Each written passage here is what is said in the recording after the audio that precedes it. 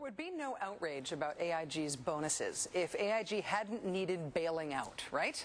I mean, sure, people get mad at fat cats with high salaries when everyone else is broke. But it's the fact that this company was using our money, the taxpayers' money, to pay those bonuses that caused the entire country to grind our teeth down to their nubbins, to rage at these guys. So there would be no outrage about AIG turning taxpayer bailout dollars into executive bonuses if there hadn't been a bailout.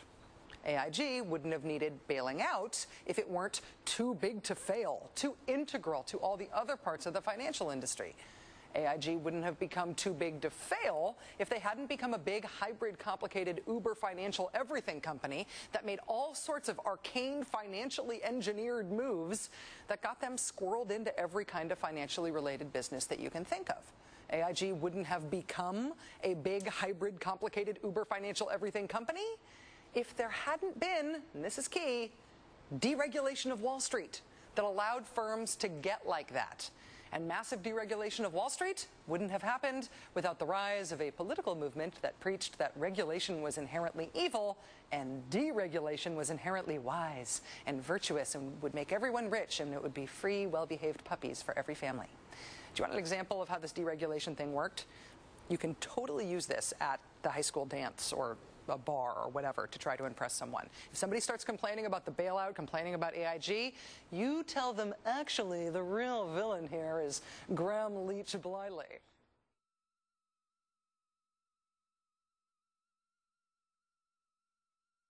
Just say it with total confidence. Watch, you will get dates. Here's how to explain it.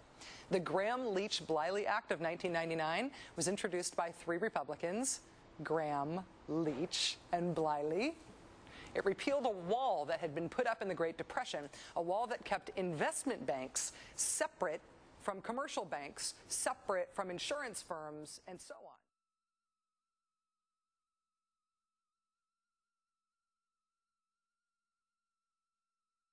When that wall got torn down, we ended up with big, hybrid, complicated, uber financial everything companies that we couldn't have had before.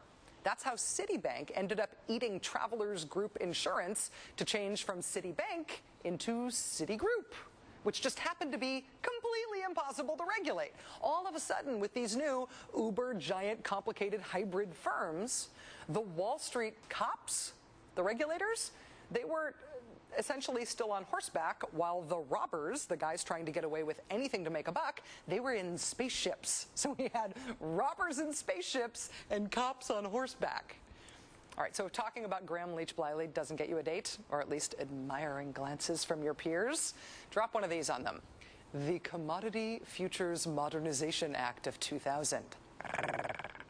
That one said that certain things that financial companies do to spread their risk around, to keep their balance sheets looking good even when they're making hugely risky deals, these are things like credit default swaps and collateralized debt obligations. You've heard these terms, right?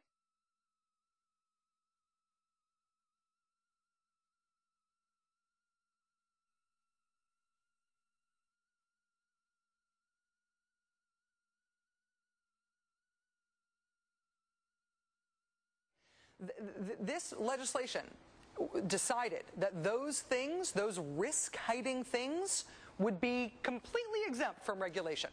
Completely exempt. They would not be regulated. So from a cops and robbers perspective, that's like saying, okay, now it's legal to wear a ski mask and carry a gun inside a bank. Oh, and driving a getaway car is legal now, too.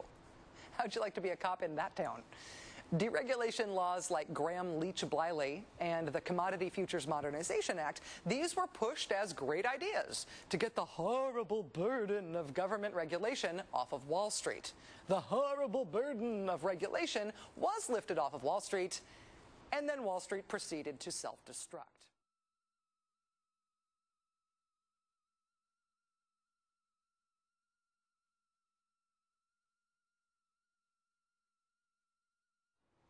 Now it's time to start over. And maybe this time avoid the same mistakes? Joining us now is Pulitzer Prize winning reporter David Cay Johnston. He's the author of Free Lunch, How the Wealthiest Americans Enrich Themselves at Government Expense and Stick You with the Bill. Mr. Johnston, thanks for joining us tonight. Nice to see you. Thank you, Rachel. Everyone on Capitol Hill is trying to blame each other for the AIG bonuses. Do you think it's possible that this instead could be a teaching moment about why we own AIG in the first place? What went wrong? Do you think it's time to start teaching about regulation and deregulation? Well, I certainly hope so, because otherwise this will continue to happen.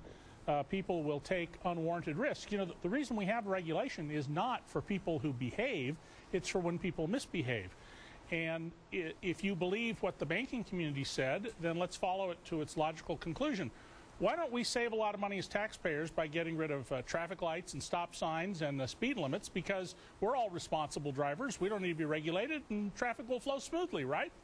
What could possibly go wrong? Yes. Well, do you think that the people who argued for deregulation of Wall Street in the first place feel at all chastened by what has happened since? Have you seen any signs of penance, any sign that they are changing their minds? No, and I would be somewhat surprised if they did, because this was done with a lot of ideological fervor. But I don't think that's the important part, Rachel. I think the important part is that the American public recognized that this was a terrible policy mistake. It's costing us dearly, and we should correct that mistake by going back to what has worked for decades and decades, which is sound, reasonable restraint when people are dealing with the money you and I put into from our paychecks into the bank or into the insurance company or anywhere else. Is there a problem, though, that so many of the people who are considered to be experts in this field are people who have Wall Street experience? And so we don't have essentially an adversarial enough relationship between the proverbial cops and the proverbial robbers in this field.